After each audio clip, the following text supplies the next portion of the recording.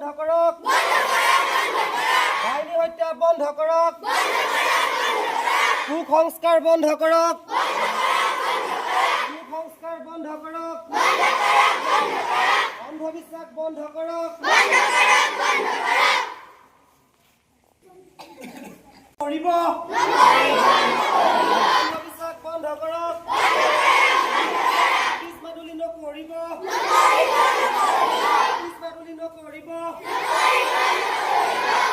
যাদু বিশ্বাস নকৰিব যাদু বিশ্বাস নকৰিব বিশ্বাস নকৰিব বিশ্বাস নকৰিব কথা বন্ধ কৰক বাল্য বিবাহ বন্ধ কৰক বাল্য বিবাহ বন্ধ কৰক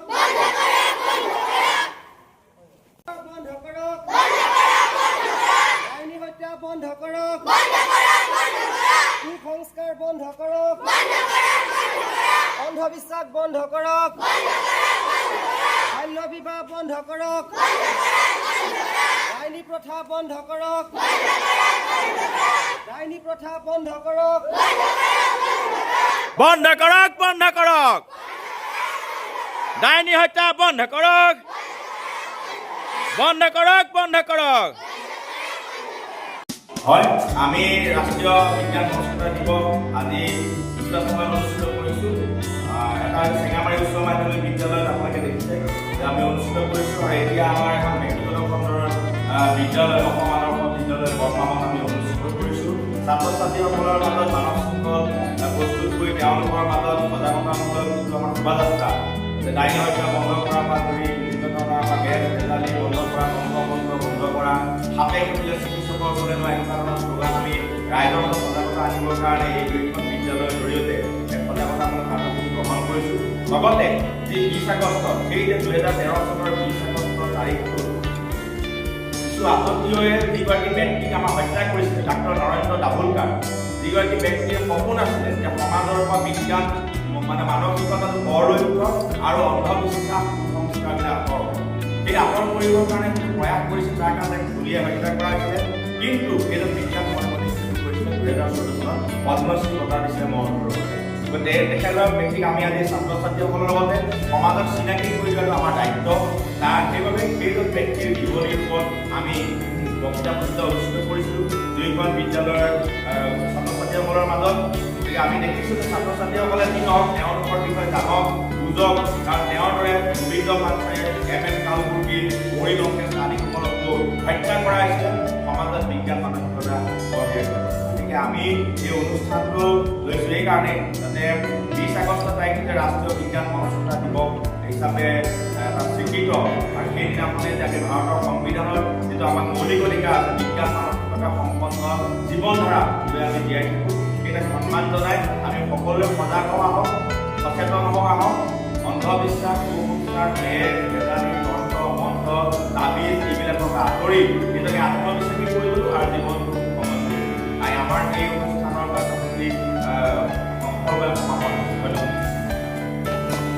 সদাৰ চেঙামাৰী উচ্চ মাধ্যমিক বিদ্যালয়ৰ প্ৰধানিক মহোদয় এই বিদ্যালয়ৰ ছাত্ৰ সংসদৰ অধ্যক্ষা দেৱকী ভাণ্ডে বাইদেউ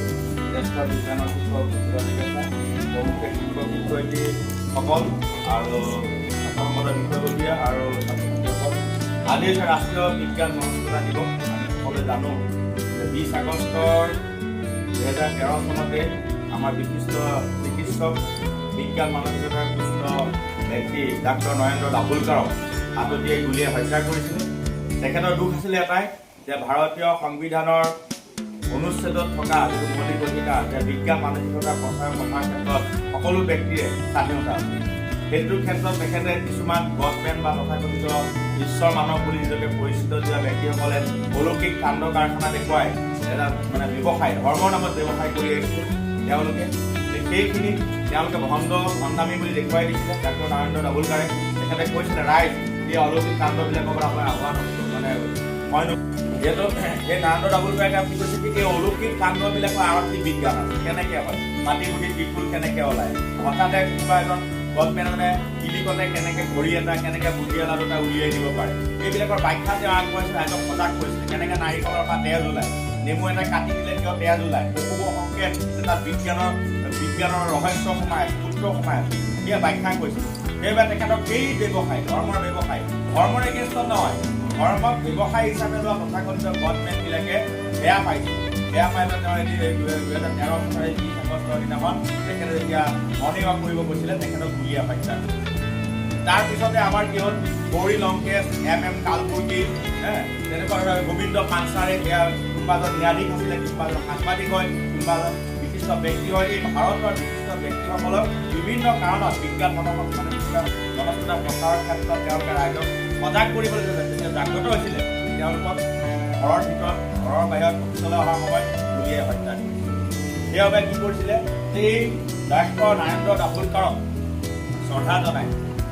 20 আগষ্ট তাৰিখটো ৰাষ্ট্ৰীয় বিজ্ঞান মনস্কতা দিৱস পালন কৰিবলৈ ঠিক কৰিছিল আৰু সেইবাবে 2014 চনত তেখেতক ভাৰত চৰকাৰে মৰণোত্তৰভাৱে পদ্মশ্ৰী বঁটাও প্ৰদান কৰিছিল গতিকে আজি আমি চেঙামাৰী উচ্চ মাধ্যমিক বিদ্যালয়ৰ ছাত্ৰ ছাত্ৰীসকলৰ মাজত এই বিখ্যাত ব্যক্তি ডক্টৰ নৰেন্দ্ৰ দাভোলকাৰ বিখ্যাত গণিতিক বিজ্ঞান মনস্কতাৰ এজন ব্যক্তি তেখেতৰ জীৱনীৰ ওপৰত আমি বক্তৃতা অনুষ্ঠিত কৰিছোঁ লগতে আজি যি বক্তৃতা অনুষ্ঠিত কৰা হ'ব এই প্ৰতিযোগিতাৰ শুভাৰম্ভ কৰিবৰ কাৰণে মই বিদ্যালয়ৰ প্ৰধান শিক্ষক ডাঙৰীয়াক দুই এষাৰ কৈ বিজ্ঞান মনস্কতা দিৱসৰ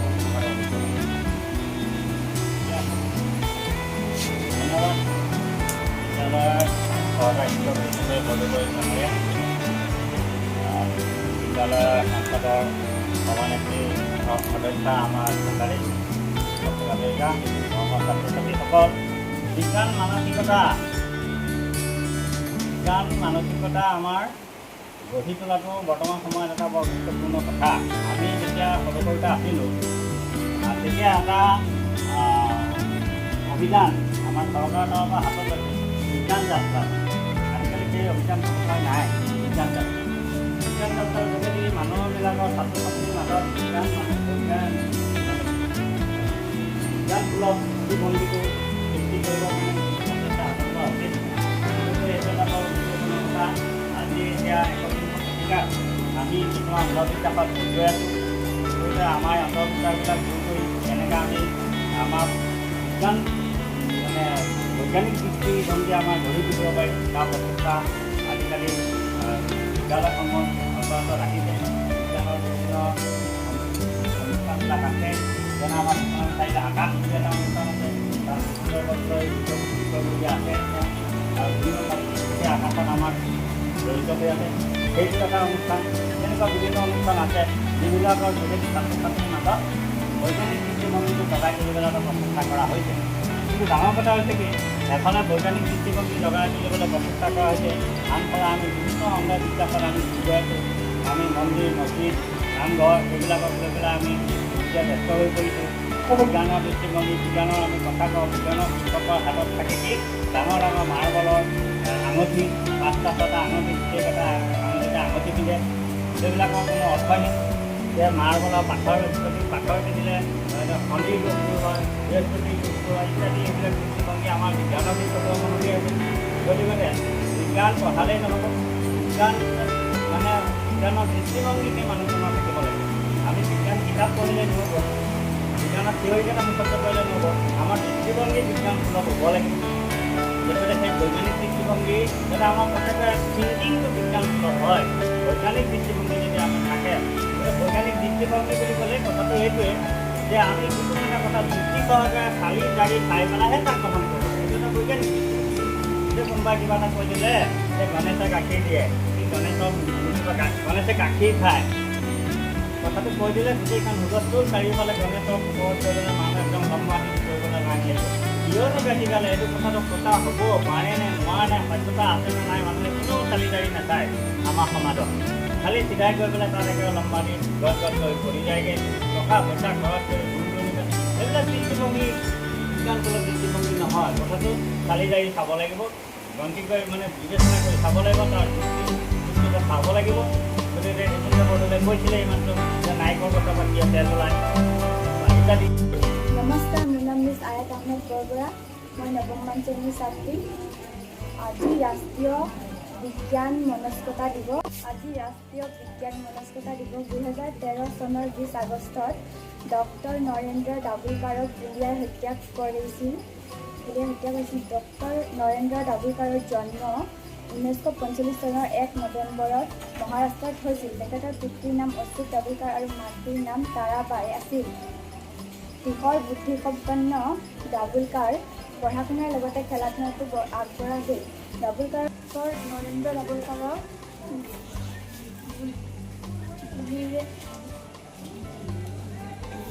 গুলী মাৰি হত্যা কৰিছিল। 1945 চনৰ 1 নৱেম্বৰ তাৰিখে নৰেন্দ্ৰ দাভোলকাৰৰ মহাৰাষ্ট্ৰত জন্ম হৈছিল। তেখেতৰ পিতৃৰ নাম আছিল অচ্যুত দাভোলকাৰ আৰু মাতৃৰ নাম আছিল তাৰাবাই। তেখেতে পঢ়া শুনাৰ লগতে খেল ধেমালিতো আগবঢ়া আছিল। তেখেতৰ নেতৃত্বত শিৱাজী বিশ্ববিদ্যালয়ৰ কাবাডী দলটোৱে বাংলাদেশৰ বিৰুদ্ধে খেলি জয়লাভ কৰিছিল। পেছাত এজন চিকিৎসক দাভোলকাৰে অন্ধবিশ্বাস আৰু কুসংস্কাৰৰ ওপৰত সমাজক সজাগতা বৃদ্ধি কৰিবলৈ চেষ্টা কৰিছিল। যাৰ বাবে তেখেতে চিকিৎসকৰ চাকৰি বাদ দি অন্ধবিশ্বাস নিৰ্মূলকৰণ কমিটি গঠন কৰি সৰ্বসাধাৰণক সজাগতা বৃদ্ধি কৰিবলৈ প্ৰয়াস